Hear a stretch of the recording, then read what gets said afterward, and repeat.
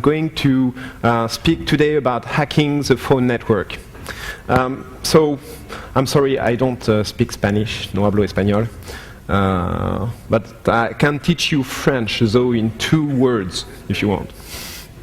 Okay, French have the obnoxious attitude, usually, to answer anything by, when you ask a question, I don't know, and when you really want something from them, I don't care. So whenever you meet a French, is asking you something, you and then is continuing, like really requesting something from you, and you're French, basically.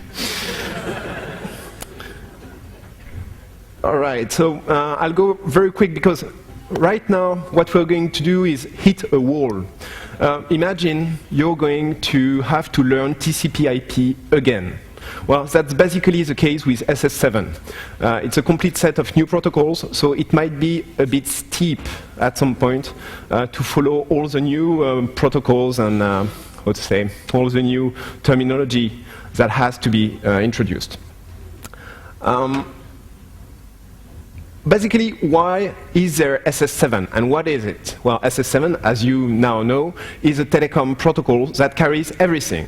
So here, the people who actually use SS7 can raise their hand. 1, 2, 3, 4, 5 maybe? Wow, great. It's unusual. Well, actually all of you should be raising their hand because as soon as you take your phone and actually make a call, you are using SS7. And you are injecting data into SS7. So I'll be explaining that very, very simply. But the thing is, why is there SS7? Well, because of us, actually. Because lots of people, back in the days, were using the blue box. And the blue box was just people playing tones which were CCITT5 or C5 tones into the phone system. And what would happen is that the phone system in front, which were big computers, and which are still big computers, would actually be interpreting your C5 tones as if you were the phone network. So instead of receiving customer digits, you'd be receiving actually, well, the phone system would be receiving orders from what is supposed was another phone system.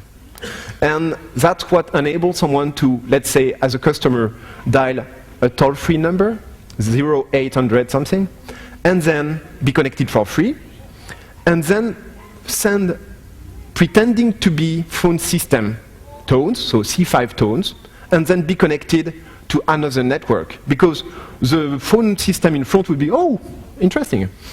This is another central office talking to me, and it's asking me to redirect, let's say, this call to another thing. So it would not take care about billing, because the only first central office would take care of billing, and you would be connected for free. So fraud was going on at such a massive level that actually the telecom organization said, okay, we must get rid of these vulnerabilities. And they took the signaling between the central offices out of the band. That means that you would have the voice trunk going in, carrying your voice, basically communication, and the digit that you punched would be transmitted through another kind of carrier. So basically what we have here is a place where between the two SSPs on the left, you have the voice and the signaling that is going to be going through 2 different networks. And SSP are really the central office switches. Now, the signaling is transmitted through STPs, which are just routers. So when you think about a router on the internet, use the word STP on the SS7 world. And then you would have to talk with database, which would basically say, for example, that when you try to connect to this number, you should be going maybe through a specialized network, for example, for voicemail, typically. So here we have the basic component. Every of these components, each of these components is called a network element. So basically, it's any kind of thing that would have an IP address on TCP/IP network. Now, with SS7 network, we don't have IP address, we have point codes, or PCs. For example, when we'll be scanning DPCs, which are destination point codes. And each of these elements actually have one point code to which you can address. So this is a typical small SS7 network. As you can see, there's different kind of link, and it's not at all like in TCP/IP. These links were TDM, that means basically time division multiplexing, so it was fixed bandwidth between two network elements. And each component would be connected all the time through two sets of links, so that if one breaks, the other can take over. So when you enter a SS7 network, actually, it's not like TCP/IP where you just plug in a switch and you have a different ARP address and a different IP address, and then you start to communicate with any kind of IP address on the network. Here, if one network element doesn't know about you, it's impossible for you to actually be talking to this because you don't have even the physical connection to it. So here we are always excited about 0 days and hacking and getting the data out of the network. And when you talk to people in the telecom world, they don't care about it. Oh, we had some database stolen? Okay, that's tough. We'll have to send maybe 10,000 new SIM cards to people. But you're telling them that their network is going down for 1 minute, and then they go nuts. Because for them, 1 minute of downtime means millions of dollars that are evaporated. We are talking about big networks here. Each phone network, like a GSM network, is several hundred millions of dollars. Any kind of, let's say, BTS can be tens to hundreds of thousands of dollars. The BTS are the radio towers that you see everywhere.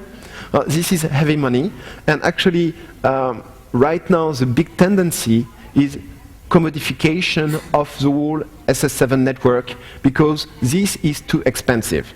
This is reliable, you rely on it for your daily life, but when you compare it with the TCP/IP world, there are things that are priced so high that it's not reasonable anymore. So lots of new companies are entering the domain, this telecom domain, in order to make things cheaper and then basically conquer a market. But this has a direct implication of making the phone network more and more open. And since it's getting more and more open, there's more entry points and there's more threads that are exposed. So as I said, we're basically going to learn again a new computer network stack. It's a bit like TCP/IP. If you look at the bottom level, you can see MTP, which has a message transfer part, or message transfer protocol. This is basically ARP and physical access to the medium, and the really low-level equivalent of TCP/IP. And on top of that, you have SCCP and TCAP, which are basically a bit like TCP. They take care of providing connection between different network elements with addressing, and they take care of sessions, or what in telecom we call transactions. On top of that, you can see you can see different protocols which are basically MAP, which is the mostly used right now, which is a mobile application protocol. So it's basically the protocols that enables you to make cell phone calls, to have your calls following you between different BTS or BSCs. So that are the radio towers that you see everywhere, and the radio controller that are following you. And this is called, in our terminology, the handover. So here I'm going to talk mostly about SS7. And SS7 is a bit of a schizophrenia. This schizophrenia is coming from the fact that we separate the signaling completely from the voice trunks. So we'll be only thinking about how to inject things that talk about circuits, and we don't talk about the circuits. We don't talk about the trunks that are carrying the voice content, actually. In SS7, the kind of addressing that you have between different network elements actually is not the same as the one you have for phone trunks that carry your voice. it's an old world. For example, on internet, when you send a packet, it's okay, it goes on the wire. When you don't do anything, there's nothing on the wire. Well, in telecom world, that doesn't exist. If you have nothing on the wire, you'll have fill-in signaling unit that will be going on all the time and fill just the nodes or the cells like in ATM. What we are being interested in is the messaging signaling unit. And you can see something interesting is that actually they have under a certain length. And actually the interesting part, the SIF, is under 272 characters. We're talking about a world where packet fragmentation and reassembly is not something they want to deal with. So that's why everything is in SS7 messages is usually only one message. And when you have to have more data than 272 bytes, you need to use TCAP in order to do this transaction. So now, into this new world, as I told you, there's the routing label, which is basically dealing with destination point code, your destination address, originating point code, it's your source address, and then plenty of other information such as subsystem. So there's plenty of different ways to address things in a network. I'll be going through these, but mostly on the left-hand side, in the routing label, that's what we can use to do SS7 scanning. Then, on the right-hand side, that's the application data. That's where we want to actually do some hacking and inject some data that can create some problems somewhere else. What is interesting is all these messages are not like in TCP/IP. They can be duplicated. So let's say you send this packet to one STP, which is a router, and this router is going to forward it internally, let's say, to something called the HLR, the home location register, which holds all the SIM card secret keys and all the relationship between the SIM card identification, which is called an IMSI, and a phone number, for example. And you're going to do that through a pen test. You're going to try to do something bad on the HLR. Well, what is interesting is that when you send a packet to the HLR, there are many other equipment that get a copy of it.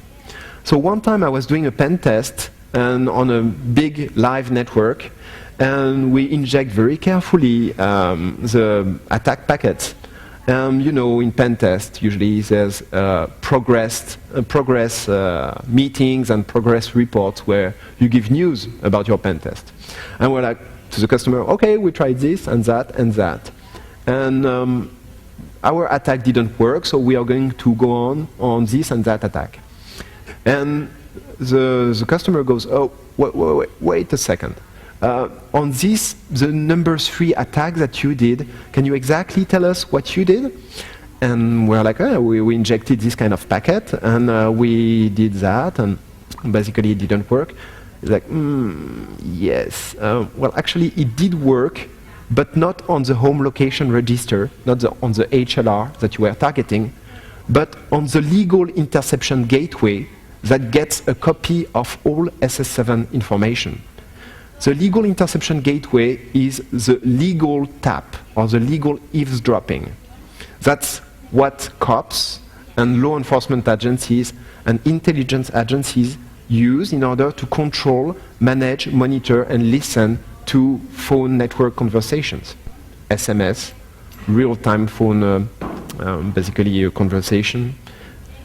And I'm like, yeah, and so what? And like, well, you know, your attack did not crash or do anything on the HLR, but it completely crashed the LIG. Ooh, that meant that for some hours, the country had no capability to eavesdrop on criminal activities or hackers. Well, so they were pretty much annoyed about it. And guess what? When most of these LIG, depending on the country, are deployed, the telecom operator doesn't have the hand on the equipment.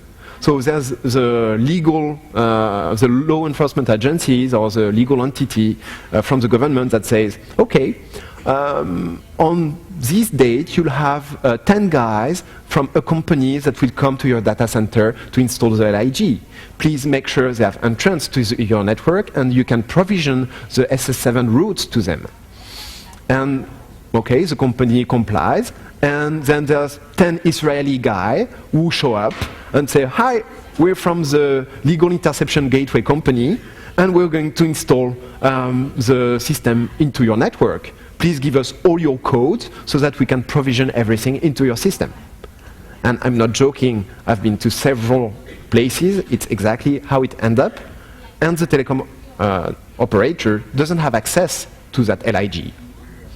So that may ring a bell to you for the guys who know about Athens Affair. Who knows about Athens Affair here? Ever heard about it? 100 officials, such as minister and top companies, being eavesdropped on by backdoors inserted into SS7 networking equipment in Athens, Greece. Ever heard about that? All right. There's one guy who probably heard about it and is dead.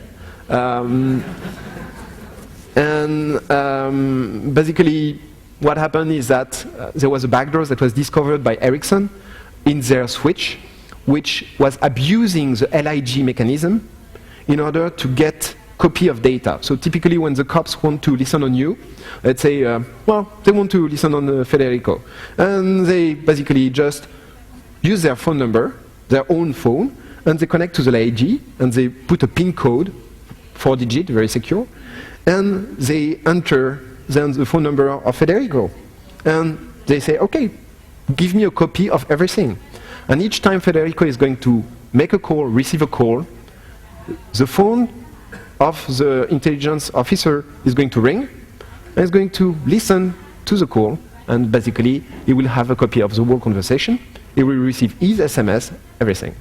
Well, the backdoor in Greece enabled some people to receive exactly this kind of information for 100 top officials of Greece. And the only thing that you could know about it is that they received this call in a radius of 100 meters around the US embassy in the US on prepaid phone. But that's the most advanced conclusion they could come to, and there's no proof or whatever of US or whoever being involved. It was during, of course, the Olympics. Well, you can see that we are dealing here with simple packets that can do massive actions. Some other interesting part, like ISUP is one of the oldest part of SS7, and it can do something like redirect every call from any number in the country to the police department to another number that happens to be a sex line. And that's one packet. So with very simple provisioning into the phone system, you can do terrible things. And the telecom operator are very touchy about giving you access to their SS7 network because they are responsible by law, for example, of providing 911 access. So when you have this kind of situation, if they have loss of service, 911 is unavailable and stuff like that, they lose a lot of money and they can lose their license.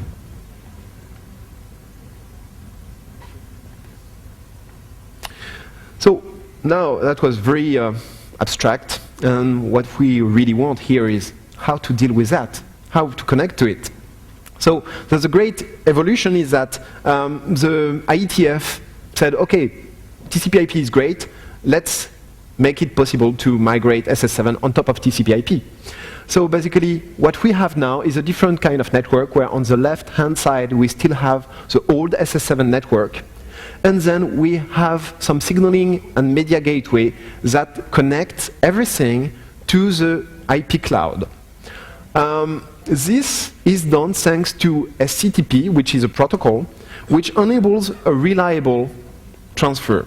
So here we have a few components here that will be all connected through something else than the regular TCP and UDP, because these guys are really concerned about having basically some kind of reliability. So when you think about the media gateway, you don't think about a regular PC. You think about 2 times a set of rack, typically from Huawei or from Alcatel or from Nokia Siemens network or these people.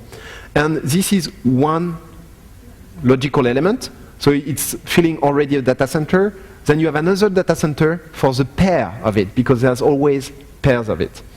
And usually the kind of place it's happening is something very hidden, and you pass the first door, and then you see an armed guy who checks your ID and then checks that you're really expected on the phone with some central authorization office. So they tend to be very itchy about the security, physical security there. Then there's a media gateway controller and signaling gateways that basically handle, well, gives order to media gateways in order to say, okay, split this phone circuit there and this signaling circuit there. And then there's the SIGTRAN protocol. So SIGTRAN is based on SCTP I'll be presenting, and carries everything on adaptation layer. So you can see that as a kind of pillow between the SS7 network, or the SS7 protocols, and the TCP/IP protocols. So SCTP is IP protocol 0x82 or 132. It's something that doesn't like any kind of NAT, mainly because it has a few interesting capabilities. One capability is that by one single packet, you can say connect 192.168.1.1 and 100.92.168.1.2 to 10.001 and 10.002. So it's multi-home connection. In one packet, you'll be connecting from a set of IP address to a set of IP addresses. And what happens is that these can correspond to different computers. And you can dynamically inject new IPs and subtract old IPs. So it's a NAT nightmare. And if you remember of, for example, H248, who is familiar with H248? Nobody? Okay, it's an excellent NAT killer. If you want really to compromise a firewall, you just look if it supports H248. And if it does, that means that it's a bit like FTP when you can say, okay, connect back to that port, but not only for the destination or the client, depending on passive and active, but for both of them with something like 10 ports. So basically you can create 10 connections with one H248 connection. So think about it with SCTP. They said, okay, we are not going to do any kind of NAT because that's going to be even worse. Imagine you just need to insert one SCTP packet and say, okay, well, this is my new IP, please do some stuff for it. So another thing is that it's a 4-way handshake. So it's a bit different than TCP, which is a 3-way handshake. It enables multi-stream, so that basically you can say, oh, let's have, in TCP it's one STD in, one STD out, and some out-of-band packets. So that's 3 streams at most.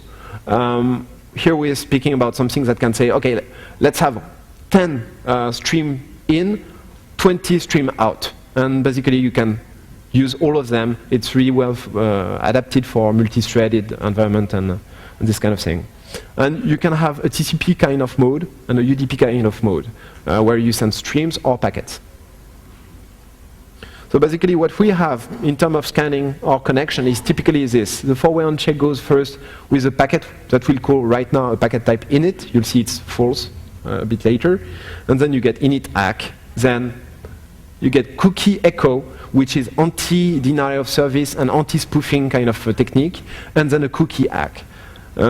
Typically, this is actually coming there, to be precise, so it's beautiful ASCII art straight from RFC 2960. In each SCTP packet, you actually get multiple chunks, and each of the chunks can be init and some other kind of thing. So it's a bit of a state machine nightmare. If you try to implement SCTP, you'll see that there's plenty of room for bugs, because you can inject a weird combination of chunks that will trigger a specific condition into the foreign state machine. How many of you remember of Linux SCTP kernel bug? Yeah, a few hands. Well, that's exactly what you can expect in the future with everything that is upper from SCTP, because it's so complex that it's easy to make a mistake. SCTP kernel bug was remote exploitable for years before it was actually fixed in Linux kernels. It's a hint for fuzzing if you didn't hear me.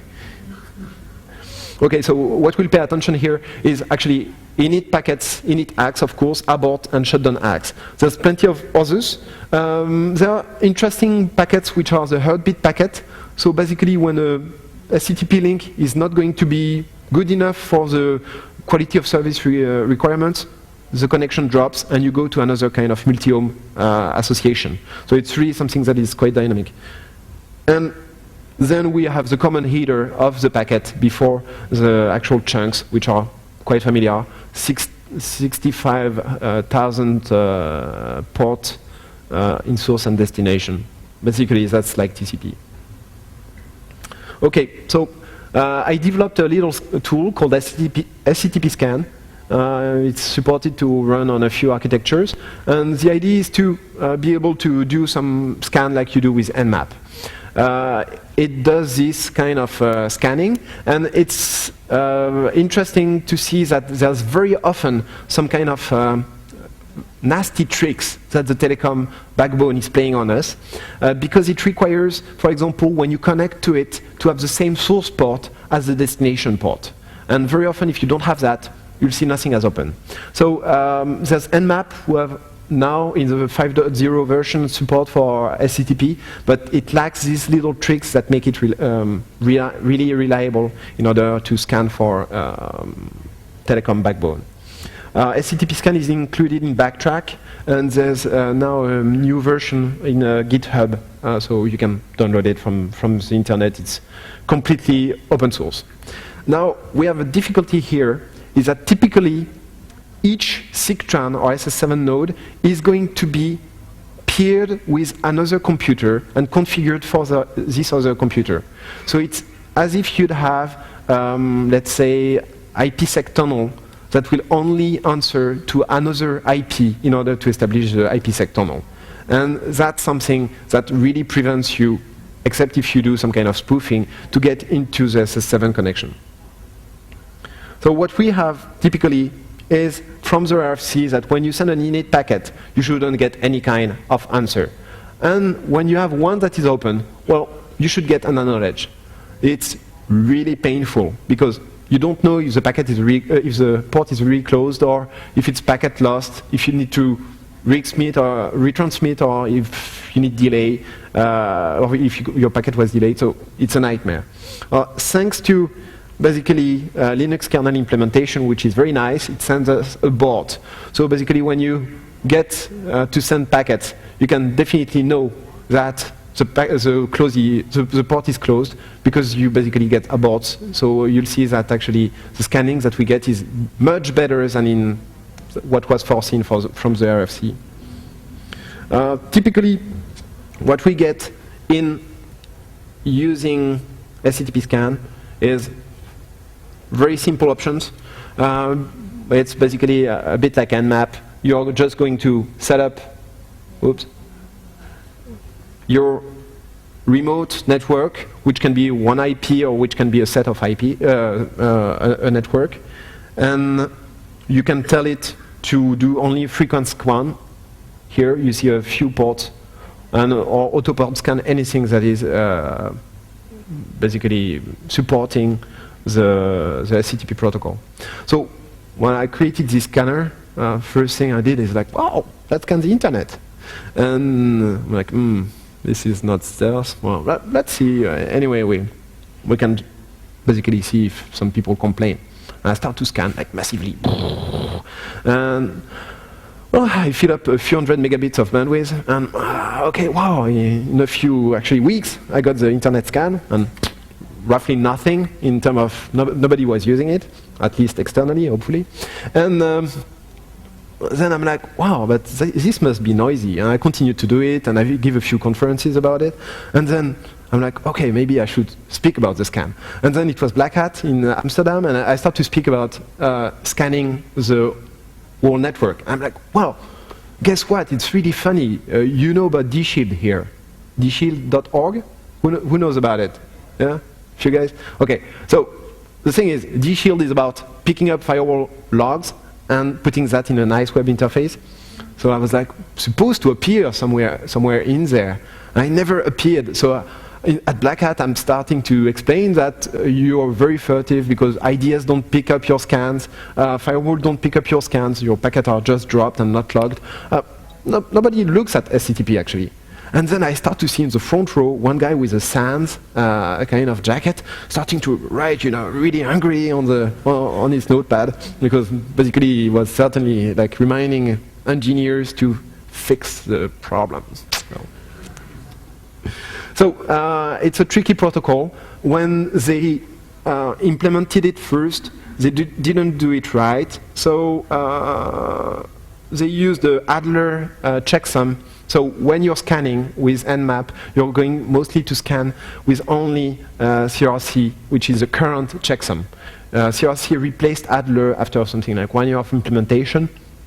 Actually, you really want to scan with both of them because in the world of telco, we are dealing with a lot of legacy.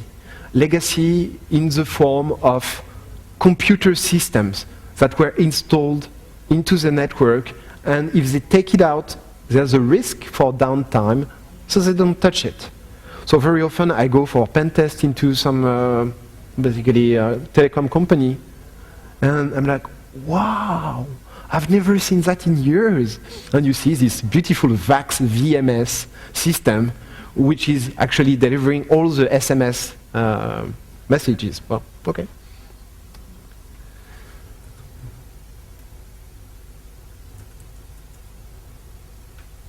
Okay, so then what really goes over SCTP? Because this is only going to be our entry point to the phone network.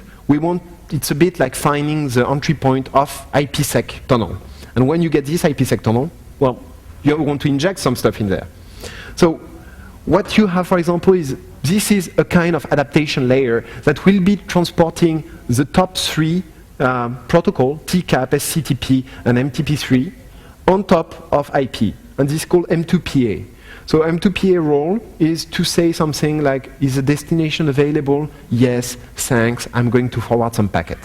And with that, we can start to do some scanning. Well, there's plenty of it. There's M2PA, M2UA, M3UA. So it's depending which layer you are going to transmit over the network. Once again, a lot of room for vulnerabilities. Because in there, you have only proprietary implementation. There's something called OpenSS7, but actually it's not really a working implementation. So all the big telecom network equipment provider and manufacturer are actually making their own stack. So each has these different fingerprint and can be also be full of vulnerabilities. I didn't say anything right. So one thing that here will be quite interesting is actually SUA, because SUA enables you to directly encapsulate very high-level messages. So you don't have to do a lot of encapsulation yourself into recreating this stack. So one thing that is interesting is that when you're doing a connection, actually, with a legitimate peer that is provisioned in the system, you're going to do this correct peering to the port 2905. And when you're going to connect to some port with the attacker system, well, usually you receive an abort.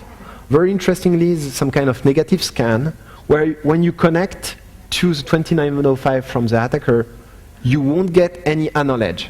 So that's a negative scan, because since it's not answering you, it means that it exists. So that's why then you need to do some tricky scanning. So right now, I'm working on the evolution of SCTP scan, where actually we're doing a prediction of the peer's IP addresses by scanning wide ranges, by adding into the SCTP headers new multi-home addresses. So if the IP ID is going up faster with some kind of IP address into the header, that means that we are using a kind of IP address, or one IP address, that is the exact legitimate peer. And by dichotomy, we can reduce quickly the number of address down to the address that is a good one, right? So now, what do we want? We want to play, right? So the thing is, you can only play really when you're dealing with your own network, because the operator are not even very happy about let you play and do research with their test network. And the reason why is that their test network is actually sometimes used for heavy deployment, test, and interoperability. When, for example, here Telefonica or any kind of other operator, I think we have Claro or this kind of operator, when they have a new partner, a new operator, they are going to spend something like 1 month to qualify one link. And there's lengthy procedure. It's not like in IP, oh yeah, it's working. And so the feeling of telecom people to people who are coming from IP networks is like, oh yeah, you're the TCP IP guys. Yeah, TCP IP, it's what I used to print on the network printer, right? So that's how they see TCP IP network. And the kind of research and playing is definitely not something of their liking. So we need actually open stacks and open basically networks. So we created the SCCP. So maybe some of you are familiar with the IPv6. So at the beginning of IPv6, to interconnect the networks, there was something called the 6-bone. That is familiar? Any of you? Yeah? So basically, what we said, okay, what we need to create is some kind of 6-bone, but for the SS7 network. So the 7-bone is using a few different open source implementation and closed source implementation, sometime in the form of big, huge machine connected in Thailand or in France or in Hong Kong, and we connect that through VPN. So basically what is clearly open to, there's 3 kind of different network on 7-bone. There's a research network, there's our test network, and then there's some kind of production for customer network where we can do actual test with their test bed, so that we can do remote evaluation of the SS7 product. OpenSS7 is nice to look at the source and see how it's done, but it's so big and it's not really practical. So I advise you actually not to spend too much time on it, but actually use freely available Intel stack, which is Dialogic originally, and it's supported on Linux, Windows, and Solaris. So get the binaries there, and basically you can have some working SS7 implementation on your Linux box, which will only run for 10 hours. Well, after 10 hours, Control-C, reload, that's it. So you see that it's quite easy to use. That's definitely what we are using mainly to interconnect the big thing over the 7-bone. And there's the other implementation.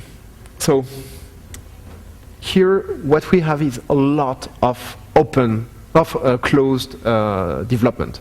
And each of them did their own kind of development with their own specificities. So when you're using Wireshark, actually, you'll see that there's plenty of protocols going on the network that is definitely not recognized.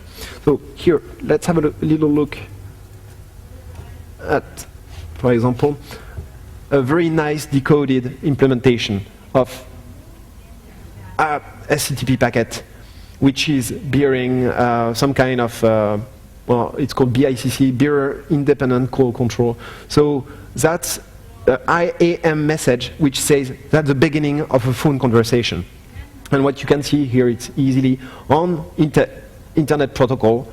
It's protocol, okay, or X84, sorry, so it's 132.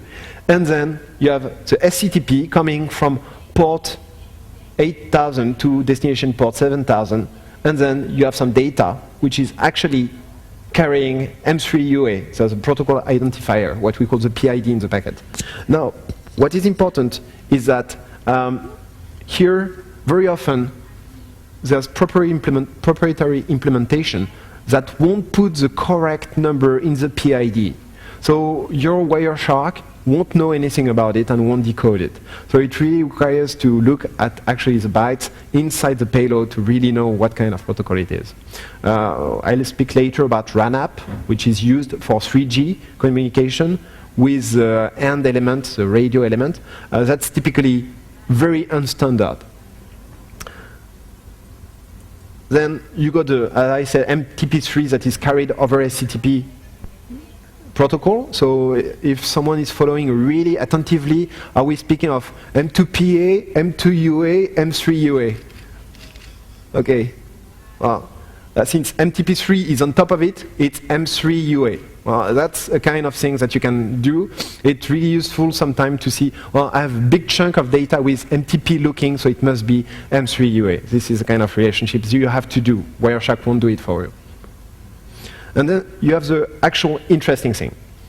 So you can here see that it's a message to establish a phone conversation.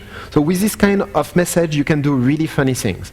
For example, you can send a few packets like this, which will say, I want all the phone numbers, so I want all the phone of that city to ring once. Imagine the effect. You're getting all the fixed line that are going to ring once. It's scary. We tried it on just like building scale for an operator. It's like, it's like, and that's gone. It's, hello, Jack Bauer, are you here? Well, that's really freaky. So then what you get is really interesting things is actually, this is a called party number, so that's the actual phone number. Well, that's the calling party number, so that's the phone number that you are calling from. Here you can see spoofing. There's interesting thing is that you can have interesting options such as closed user group. So here it's a non-closed user group. So typically the intelligence agencies and other governmental organizations are using that a lot in order to restrict this kind of network which can be reached or not. Then you have the user information such as typically location number, so that's the number you're calling, etc., etc. Here, yeah, nothing much. So you see that these are big protocols, so there's lots of space to inject, well, typical buffer overflows and things like that. And there's untypical things. For example, all these network elements are provisioned using something called MML. MML is like, it's called man-machine language, and it's used to give orders such as you have a new SIGTRAN peer, or you have a new SS7 peer, which is at this IP address, etc., etc. Well, you know about SQL injection, right? So here, that's definitely the place where you can do MML injection. So sometime you can have actually gateways or products that are sitting on top of HTTP, which will enable you to inject some kind of packet relating to delivering SMS, and you change actually the content of the packet by just injecting different things and having new commands in there, which can even be MML. So you can even, through a simple, not well-conceived gateway, you can have a way to reprogram network elements. That's big. So here we are going to use typical SS7 attacks. So one I was telling you is eyes up. It's here you see the kind of packet that we are talking about. So destination point code, the destination address, then what we have as originating point code. It's weird addressing. Sometimes it's not like 32-bit IPv4 kind of address. Sometimes it's 14-bit, depending on the network. Sometimes it's 21-bit. So it's really depending on the kind of, well, implementation. So the kind of vendor that is in the phone network. And in the middle of this mess, you're like, okay, but how can the international network communicate between each other? So there's a network indicator that says two things. It says, well, three actually. It says basically if it's international or national. If it's international, it's a fixed way to represent the addresses. If it's national, then it's the internal mapping. And you'll see that actually there's a kind of translations, a bit like NAT, which is called GTT, which are going to translate the international SS7 message into national ones. And that's where the destination point code and origination point code will change. So here, let's say that we pretend a simple example. We're inside the same operator. So we'll have basically the guy picks up his phone and gets a dial tone. He sends the digits, and this will send IAM message with the actual digits that he punched on his phone. And this is going to be forwarded down to the last switch. So first is the first switch of the user, which splits voice and signaling. Then there's a router for SS7, which is the STP. Then there's another switch for the end user, and then basically there's a ring. So he picks up, and basically there's a connection that is established. Now, what if you send, like, let's say, to one precise prefix, 100,000 packets? Well, that's called capacity denial of service, because you're going to make all the switch provision a lot of trunk voice, so that basically no other trunk will be available for legitimate calls. So you can take out one city, say, okay, well, I'm going to just make Parana completely unreachable. And that's, well, something which represents not a lot of bandwidth from our perspective. Then you can do basically things such as, okay, the call is complete and you can actually do your communication, or you can actually release the call. So when you release the call, you send a rel packet that will actually disconnect the remote phone line. So here, what we have is selective DOS, where you can actually, well, terminate this connection. And if you remember well, in the time of the blue box, there were some very interesting capability of blue box where you could be able to inject signaling, like tones, that would say, connect me to this already established line and replace the originator with my, my communication. And basically, you could replace a modem and take some kind of modem communication in between. So there would be two modems connected, and you would replace one with your actual communication and attach your modem to it. That's typically the kind of packet that we are going on. Now, I started to speak about a bit complex things, such as the global title translation. Well, here, remember, with MTP, we were able to basically do destination point code scanning. So it's like IP scanning over TCP. Then, when you're using SCCP, you're actually indicating what kind of network and what kind of subsystem it is. So in terms of subsystem, typically there's system which hold, for example, all the SIM numbers of your phone networks. So basically your SIM contains a few information. One information is the phone, actually not the phone number, the identification of the SIM, it's called an IMSI, and, for example, your secret. And the secret is called KI. Everything there is stored into the home location register. It's a big database. Usually it's a, well, let's say between 5 and 10 Spark server, which are connected to a huge database.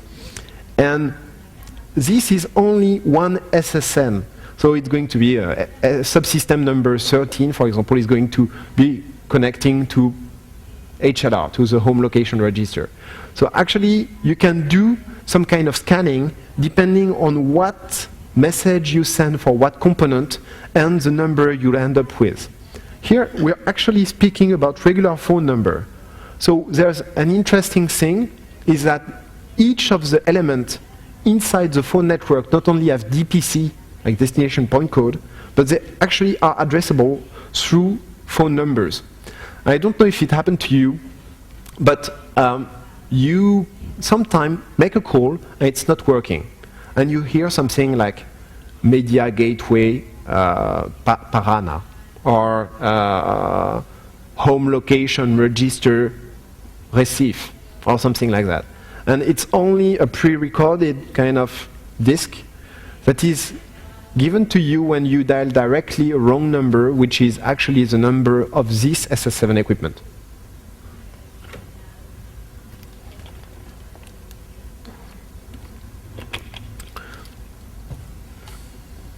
So, I don't much time I have? Okay. Here what you can see is basically we had a translation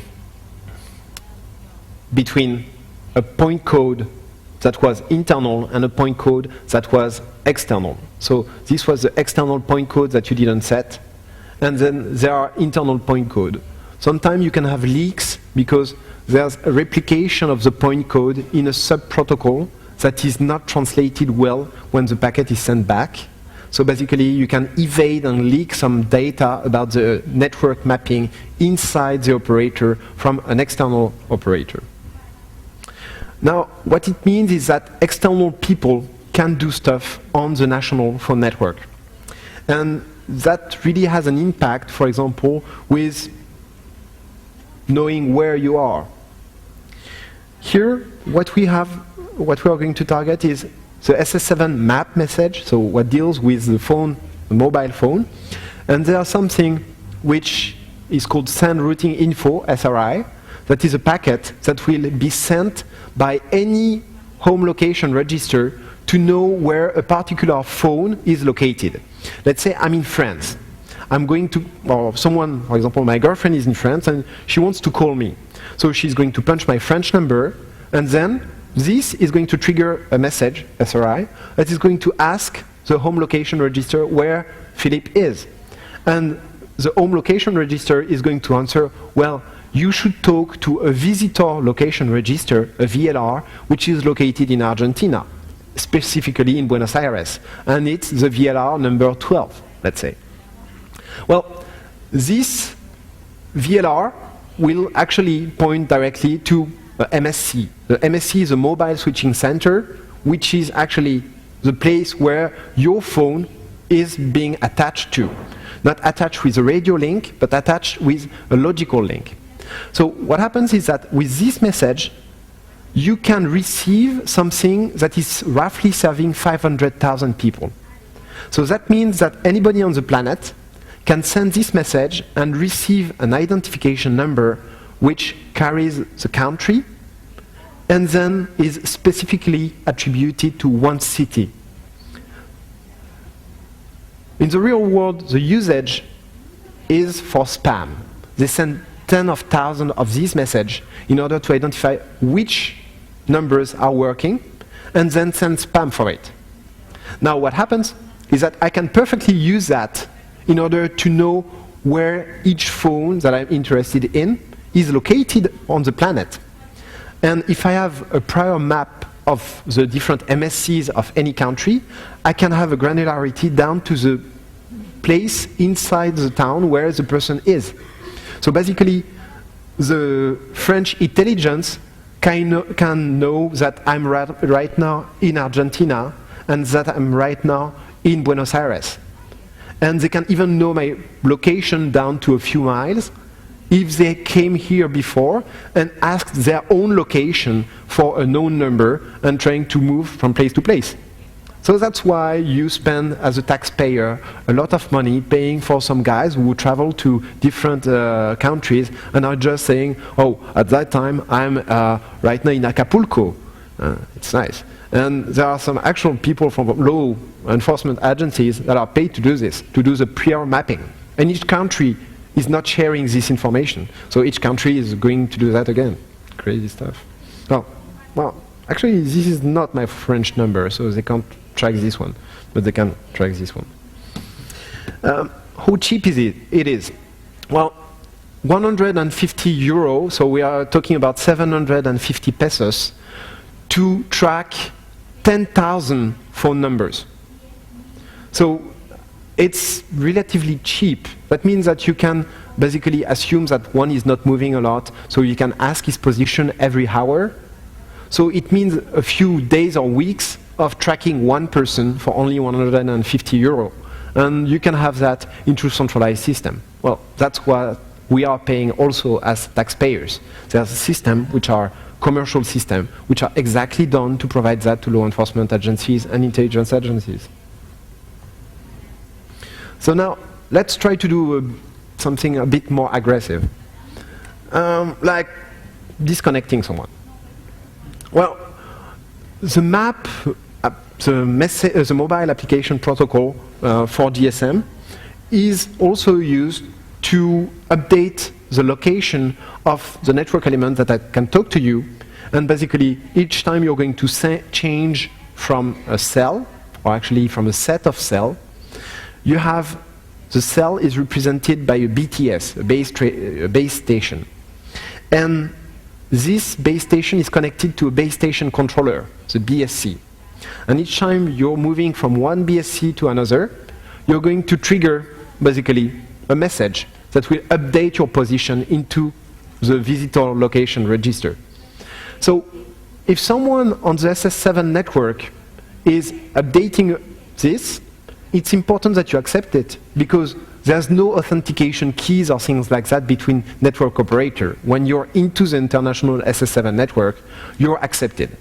So basically, if anybody is capable of injecting some SS7 message that says, let's update the position of, let's say, one guy from Ukraine to Kazakhstan, well, basically, what will happen is that actually you'll be updated with this new location, and this new location will be an invalid one. But since you're targeting MSC, which is somewhere else, all the calls of your phone won't be redirected here, because actually your originating country is sending all your calls to Kazakhstan and not to Argentina. So that's something that is taking one packet, and then there's some remote equipment that will receive, well, invoke, so basically, which will receive some connection request. And the thing is like, well, you know the French? I don't know about this. I don't care. So I guess the SS7 was designed by French people, and actually it was mostly designed by European people. Now we have new threats and new perimeters. As I told you, SS7 network is completely closed at the beginning. And you have now SMS providers and things like that. So the thing is gradually opening up. Well, it's opening up now much more than on the provider side. What we have is femtocell. Who heard about femtocell here before?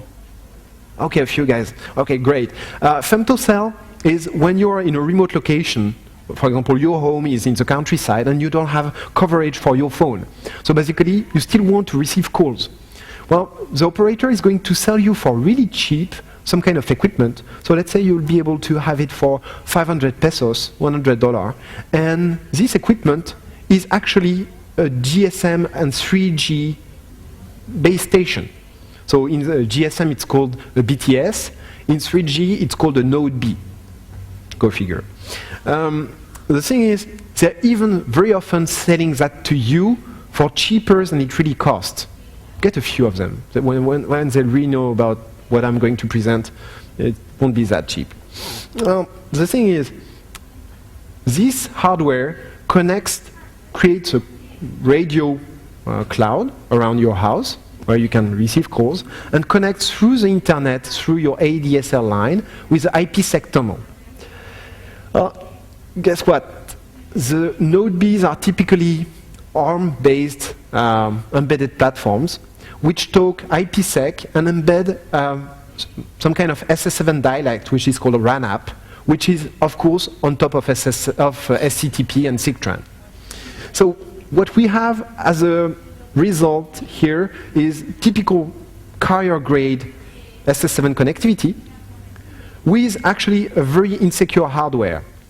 Well, when I looked at some products, some of the product, and specifically one, was for sure untested. And what we had was that basically you could get into the hardware by the JTAG, by the serial line. You could actually see multiple vulnerabilities in there. You could actually see that the connection to the provider would enable you also to connect to all the other Node Bs. And since they're also insecure, you could connect to theirs and do anything bad from their connection. Steal their IPsec credentials, stuff like that. So here, we had so many requests that actually we started to develop a binary auditing vulnerability auditing tools. And that led to a new kind of product, which is definitely related only with binary tools, which is something you need because we are talking about huge binaries and things that you can't automate, you can't really audit by hand. So what we had is vulnerabilities in the binaries, a vulnerable 2.6 kernel, then the IPsec credentials that enable you to access all the other node Bs, and to access directly the SIGTRAN controllers of the SS7 network. So that's a huge like entry point to network operators' backbone, and they did some security stuff, but it's some new world, and it's really difficult for them to really get it correctly done. Now, there's still other new parameters such as SIP. You're all familiar with SIP. So, interesting thing is that I spoke about all the different kind of entry point into the SS7 network. Maybe I didn't speak so much about ISDN. ISDN is actually speaking a dialect of SS7, which is a reduced version, Q something. Well, it's the number of the specification. The specification used to be closed source, now they are open. And what happened is that you can actually is working well too. So why not use SIP to carry everything? And okay, there was a need, so the protocol was created and the extension of the SIP headers was done, so that all the information that SS7 is having, which is much more information than SIP was able to carry, well, can be encapsulated into the header and passed from the left-hand side to the right-hand side. So what does it mean? SIP is something that usually you don't need to be a defined peer to connect to, and you can inject UDP packets, and these UDP packets carry SS7 packets. So encapsulated into the headers as actually SS7 data. And then what you can do is actually insert much more easily the SS7 packets than by going through the whole SIGTRAN protocol stack. So that's one way to get into the network. Does that ring a bell? Here, we're speaking again of in-band signaling. So you remember the old blue box thing where they went through a lot of pain to disconnect the signaling from the trunk? It's here again. We're back into the blue box days. Because here, you're basically having the same kind of communication. You have your RTP flow, your SIP flow, and that's something that you, as a user, are controlling. So you're once again in the band. That's some place where actually the operators have a lot of upcoming problems. And there's also other ways of getting into the phone system. If you don't want to get through all this SS7 network, which is quite tiring to develop the tools with, and each of the network is using protocols which are going to be a bit specific, so you always need to tweak your stack. Well, mostly the telco are in this old thinking about the walled garden. So that means that they still think that their network is completely closed and anybody inside the network is going to be trusted. So once I was doing a pen test and I test for some stuff and I'm like, wow, this port 1998. Some of you guys know what is port 1998 in TCP? Rings a bell? Anyone? Have you ever heard about XOT, X25 over TCP? Well, that's something that Cisco has been using for a long time. And I asked the guy, well, I'm accessing some data over your X25 network. And the guy said, no, I have no X25 network. Like, right.